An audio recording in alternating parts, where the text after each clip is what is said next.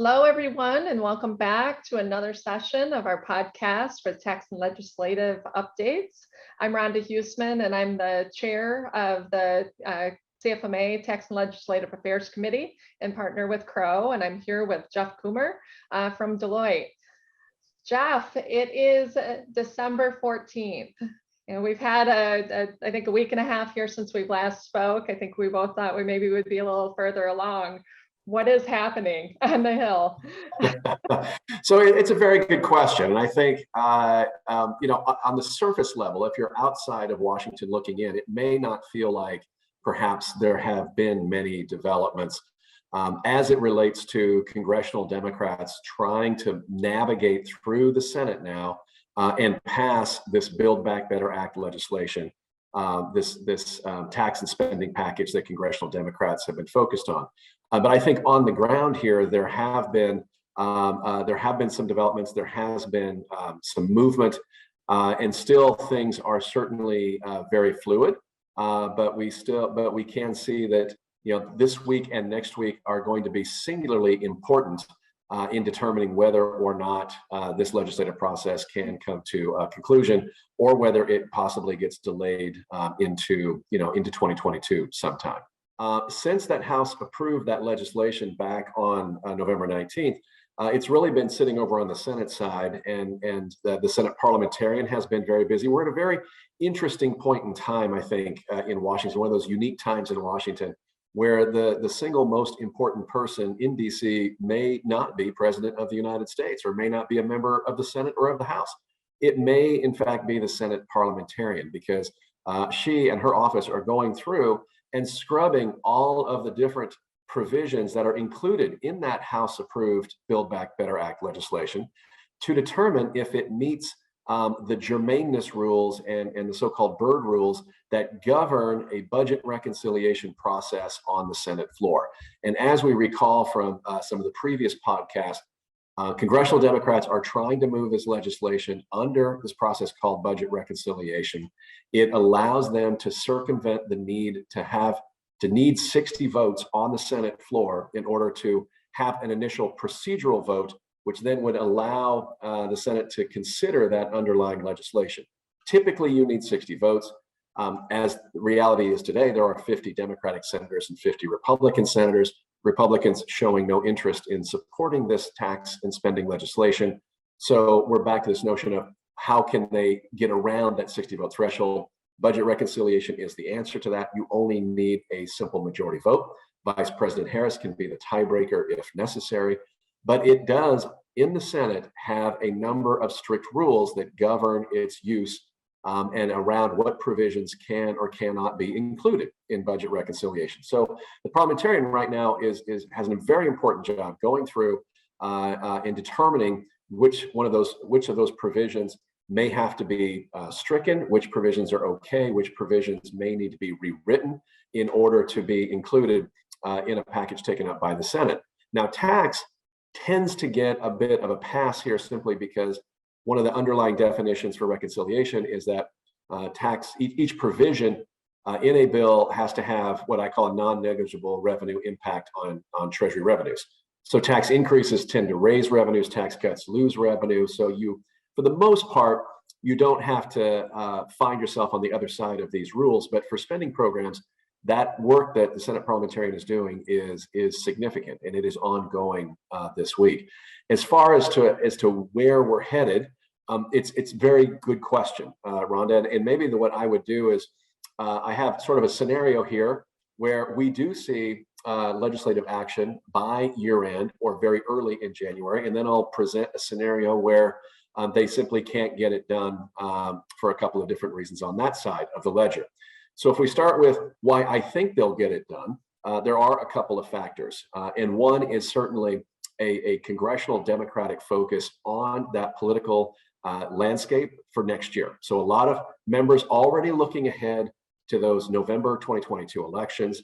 We're up to 19 House Democrats, for example, who have already announced that they're retiring or leaving office, not coming back in 2023.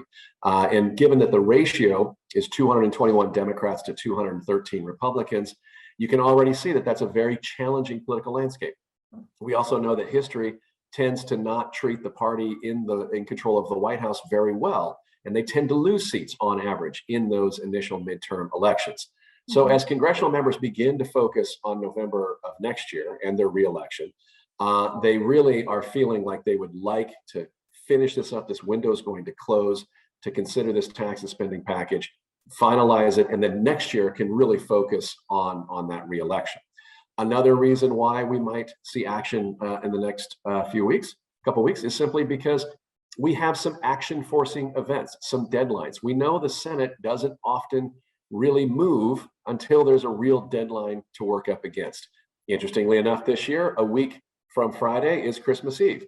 Senator Schumer, as Democratic leader in the Senate, leading this process, he is using that Christmas Eve day and that Christmas holiday over the heads of his members to get them to yes, so that they will move forward and vote on this legislation. If it's not done perhaps by the end of next week, but they make significant progress, they could also come in the week between Christmas and New Year's, and then New Year's Eve is a Friday and becomes an action forcing event. As we turn into next year, it's hard to see on the calendar what that real deadline event or the action forcing event might be, at least early on in 2022. So it feels like, again, if there's something that's going to get members to yes, it's going to happen here by the end of next week. I have found over the years that in a holiday week, a senator who is a hard no on Monday becomes very amenable by Thursday, simply because of their concerns related to wanting to get home for the holidays. Another reason why this might get done is because there is the child credit plan that exists today that pays that child tax credit out in the form of monthly payments, is scheduled to expire at the end of this year. And an extension of that is included in the Build Back Better Act legislation. January 15th is the first payment under the monthly payment plan in 2022. It is very popular amongst a lot of congressional Democrats, and they would like to see this legislation all tied up and done by the end of this year, so that there is a seamless extension of that program going into January 15th of next year. So there are very real, very rational reasons why they'll get to yes, perhaps as early as by the end of next week. Now, timing wise, by the way, that would mean that the Senate parliamentarian would have to finish by probably the weekend, so that Senator Schumer could set that up for consideration on the Senate floor beginning Monday, Tuesday of next week. That would still provide the time procedurally to let them get a vote on the Senate floor Christmas Eve afternoon, so that they could still get home by that evening, by Christmas Eve that evening. So there's a number of reasons why we think this could happen. On the other hand, there are reasons why maybe it doesn't happen. One, it gets back to that Senate parliamentarian. A lot of work to do. There are still a lot of unresolved issues. There's a lot of meetings that still have to occur in the parliamentarian's office, a lot of decisions that have to be made, and then language changes in that underlying legislation that have to happen after those meetings occur. And again, it just takes time to go through and do all of this. There's also the reality that there are a number of outstanding issues that congressional Democrats still haven't resolved and come to a conclusion on. SALT cap relief from that $10,000 household deduction limitation on the deduction for state and local taxes. What form of that SALT cap relief should be included in here, whether it should be a cash cap or an AGI threshold. What income thresholds, what taxpayers should receive that relief.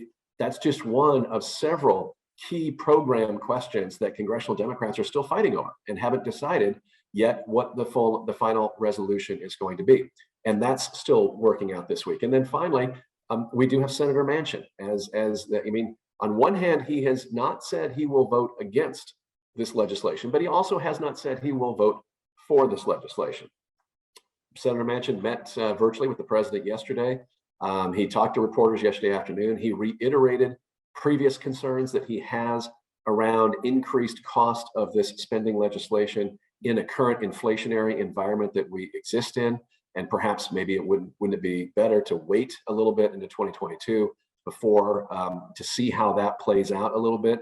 He reiterated concerns around some of the permanent long-term costs of some of the spending programs included in the House-approved Build Back Better Act legislation, saying that this top line number of roughly $1.7 trillion is in fact not the true cost, because many of the programs are only in place for a year or 2 or 3. And in fact, if they were permanently extended, or if we assumed that they were permanent, that cost would actually be much, much higher than that, perhaps as high as $3 trillion, for example. He also noted that he remains concerned with the overall U.S. debt deficit picture, the idea of potentially adding additional numbers to those deficits is something that he's had a real concern with long term. So he still is kind of the wild card. He's the 50th vote in this conversation. So I think, those are a number of reasons why this could definitely not get resolved and have to layer out into 2022 to sometime. And then maybe to your final question there, Rhonda, is, can we, if we get into next year, what is the outcome of all of this?